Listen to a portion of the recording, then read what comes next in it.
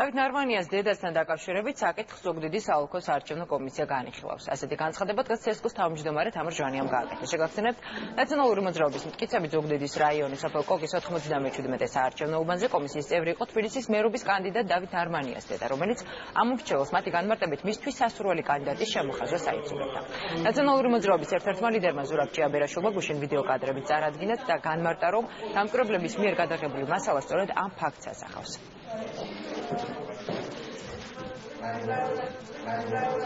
მე რაც ვნახე, მეგობრადაც მოვისმინე, რომ ერთ-ერთი კომისიის წევრი, მამაკაცი, რომელიც არის სავარაუდოდ თავმჯდომარე, ამბობს, რომ ამის გაკეთება არ შეიძლება.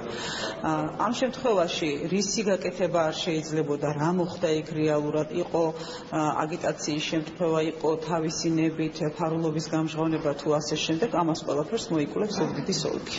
არის დანაშაულის ნიშნები, ამას სჭირდება გამოძიება. ცხადია, ჩვენ პირდაპირ ვერ ვუწევთ, რომ ეს არის დანაშაული, იმიტომ რომ ეს უნდა თქვას სამართალდამცავ ორგანომ, რომელიც ვალდებული ამ ინფორმაციის გავრცელების შემდეგ დაიწყოს გამოძიება და გამოძიება გასცეს უკვე პასუხი, ეს ქმედება იყო თუ არა დანაშაული. მე არ შემიძლია თქვა ეს ქალბატონი არის თუ არა დავით ნარმანიას დედა, თუმცა რაც შემიძლია განვაცხადო, არის ის, რომ ეს ქალბატონი როგორც ჩანს იყო კომისიის წევრი, რადგან ეცვა ფორმა და მისი ქმედება წარმოადგენს სისხლის სამართლის დანაშაული, სისხლის სამართლის კოდექსით გათვალისწინებულ დანაშაულს მის მიცემის ფარულობის დარღვევას. სხვა ვიდეო მაქვს ნახე, სადაც დავით ნარმანიას დედა გიგი უგულავა მოსწონს ყველაზე მეტად როგორც ქართველი პოლიტიკოსი და როგორც ჩანს ეს იმ ამბის გაგრძელებაა, თუმცა ვიდეო არ მინახავს, ეს ხუმრობით რა თქმა უნდა ხმიანად სერიოზული კომენტარს ვერ გავაკეთებ.